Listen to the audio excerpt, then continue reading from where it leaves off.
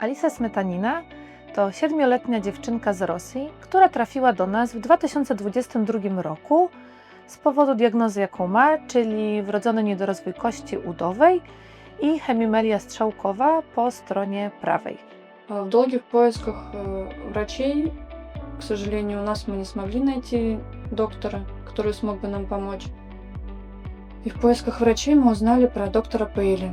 В 2022 году, в сентябре, мы приехали на консультацию к доктору Пейли в Европейский институт Пейли в Варшаву, где после осмотра нам был предложен план лечения для Алисы.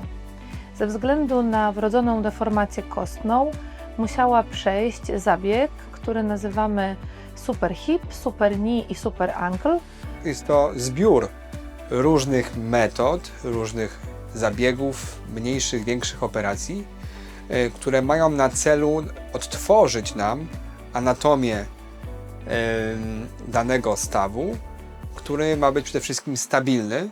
Następnie po roku od tej pierwszej operacji Alisa znowu do nas przyjechała i zastosowaliśmy u niej, gdyż ten skrót był bardzo duży, powyżej już około 14 cm, zdecydowaliśmy się na wydłużanie dwusegmentowe, czyli jednoczasowe wydłużanie kości udowej na aparacie zewnętrznym z jednoczasowym wydłużaniem kości piszczelowej również na aparacie zewnętrznym. Wydłużanie trwało od kwietnia do końca lipca, więc dziewczynka całą wiosnę i połowę lata spędziła tutaj z nami, wydłużając kość udową i podudzie. Благодаря этому мы смогли вытянуть нашу ножку, бедро на 5,2 см и голень на 5,4 см, где в общей сложности мы смогли вытянуть 10 см и 6 мм. Dziewczynka była zaopatrzona w opatrunek gipsowy typu spajka, który obejmował miednicę i prawą kończynę dolną. Gips ten był przepołowiony, tak abyśmy mogli w czasie rehabilitacji zdejmować jego jedną część, aby pracować nad zakresem ruchomości w stawie kolanowym. Taki proces trwał 6 tygodni, a po uzyskanym wzroście kostnym zaczęliśmy naukę stawania i naukę obciążania prawej kończyny dolnej. Nie byłoby to możliwe, gdyby nie praca zespołu medycznego i zaangażowanie Alisy i jej mamy w cały proces rehabilitacji. Wyróżniamy 3 fazy wydłużania kości. Pierwsza faza, faza wydłużania. W tej fazie 2 odłamy kostne oddalają się od siebie i w tym miejscu tworzy się regenerat kostny. Wydłużamy nie tylko kość, ale wydłużamy wszystkie struktury, które je otaczają, czyli wydłużamy mięśnie, wydłużamy ścięgna, ale także naczynia krwionośne i nerwy. Druga faza jest to faza konsolidacji kości. Jest to moment po zakończeniu wydłużaniu, w którym czekamy na uwapnienie regeneratu kostnego, czyli przestrzeni, która powstała pomiędzy dystraktowanymi elementami. No bo tak, po wydłużaniu aparat był do czasu konsolidacji, potem po zdjęciu aparatu był założony gips i teraz na nowo uczy się chodzić i stawiać 100% obciążenia na tej prawej nodze.